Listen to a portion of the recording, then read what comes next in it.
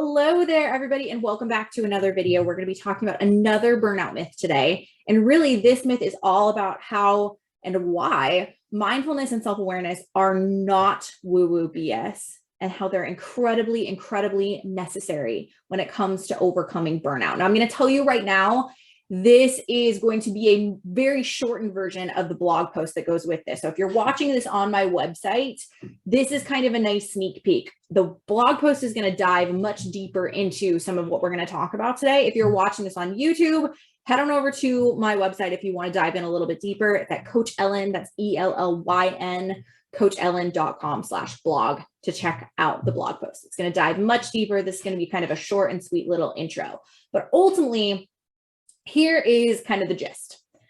A lot of us, and I was totally this person, think that self-awareness and mindfulness are just kind of woo-woo. It's just something for yogis to talk about. Only yogis meditate, only yogis really benefit from these kinds of things. But actually, when it comes to burnout, when it comes to stress, and when it comes to all of the different factors in our lives that can play into our burnout and stress, our social lives, our careers, our productivity, our hobbies, self-awareness is a superpower.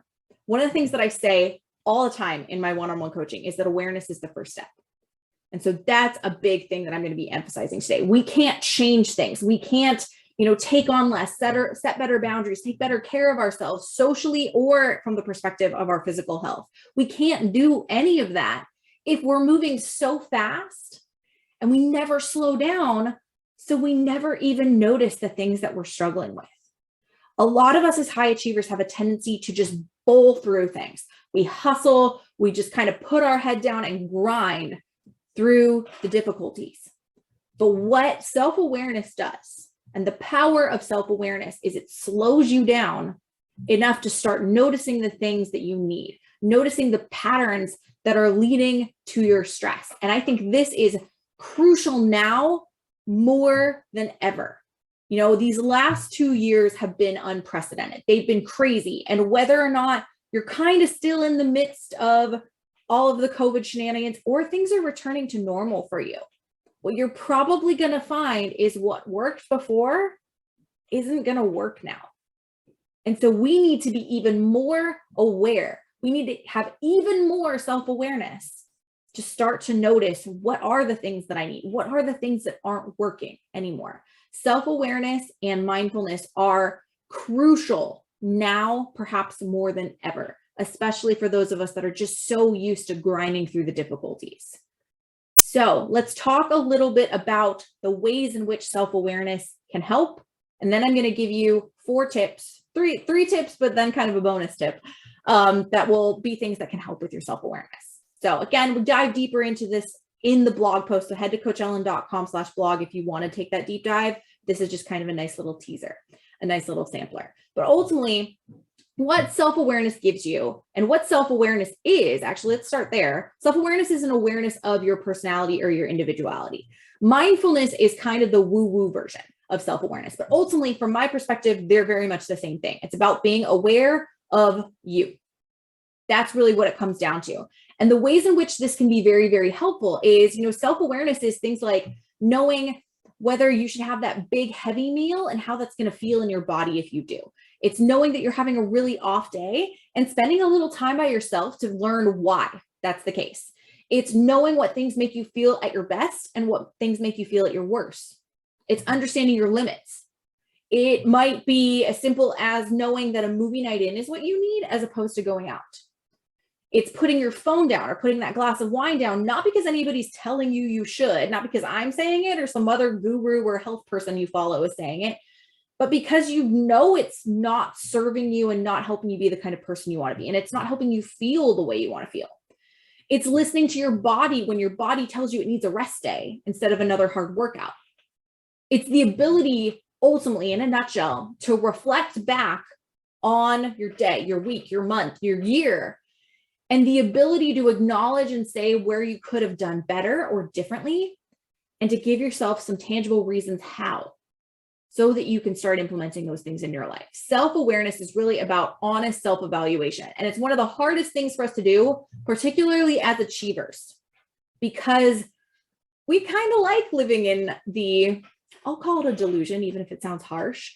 We kind of like living in the delusion that we're just killing it all the time. I know I do. I'd love to think I'm just killing it all the time. But the fact of the matter is there are probably some things that we're doing that aren't working.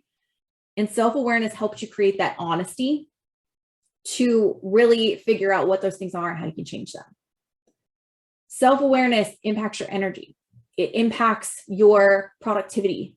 It impacts your emotional health. It impacts your burnout because it helps to show you, where you need more to be more proactive, when to stop, when to take a break, when to rest, what form of resting even feels good. I mean, shit, if you have been somebody who has been just perpetually exhausted the last few years, months, whatever, maybe that's because the things that you're doing for rest are actually no longer restful.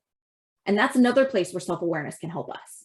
If every time we take time off and we're spending it in the exact same way, and that isn't rejuvenating us, we need to know about it, right? It can be helpful when it comes to our relationships, our health. It's important in so many facets of our lives. So what can we do to overcome it? How can we overcome and ultimately create more self-awareness in our lives? I'm going to give you 4 tips right now. I'm just going to kind of hammer them out. Again, if you want to dive deeper into any of these tips, check out the blog post at coachellen.com/blog. But ultimately, the 4 tips that I have for you that are going to help you create more self-awareness are thought catching, which is basically just making note of when your brain says, I really wish I could do this, or I really need this right now. Just making note of those things. Again, check out the blog for more, but basically it's like, if your brain is telling you, I really wish I could just have a down night tonight where I'm not really hanging out with or helping out anybody, that's something to make note of so that you can ultimately give yourself more of that in the future. The second thing is meditation. Meditation is hugely powerful for cultivating self-awareness. It is not a waste of time. It is basically the one time in your day where you might actually make enough space for some of those thoughts to come to the surface, those thoughts that you need to catch to come to the surface. It's hugely powerful. Journaling is another great practice that you can use to cultivate self-awareness. Again, because it slows you down, and it really is the only time where a lot of us give ourselves time to explore and self-reflect. And then the last one, my favorite one, perhaps you've probably heard me talk about it before, is to do some sort of check-in with yourself in the form of like a review. I love to do weekly reviews, and it is basically just gives you data that you can then use to make those little tweaks in your life, to really figure out what's working and what's not, so that you can therefore give yourself what you need. So the crux of this video was really about explaining why self-awareness and mindfulness aren't woo-woo BS, why they are so necessary, all the ways that they can help us.